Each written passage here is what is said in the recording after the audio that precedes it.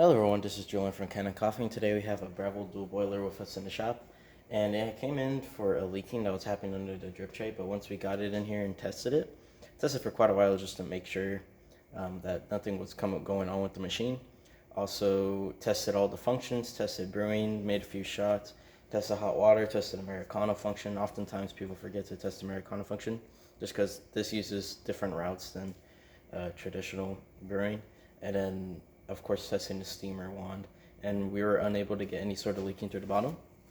I even tested the machine without the drip tray for an hour just to see if I could get it to leak on the bottom and it not fall in the tray, but there was nothing there after an hour of just heavy use and working on the machine. And so we put it back together. I did a little bit of a cleaning on the outside of the machine only, nothing on the inside or any sort of replacement of gaskets or anything like that, because that would call for a tune-up. But yeah, so we're just gonna quickly do a test here. Mainly I wanting to show all the functions without the drip tray, just so I can show you that nothing's really leaking. And so we're gonna use no drip tray. We're gonna use a milk pitcher, and we're just gonna start with brewing. You're gonna see a little bit of water come out first for pre-infusion. That's about 5 to 8 seconds. All right. Nothing happening. Let go of that.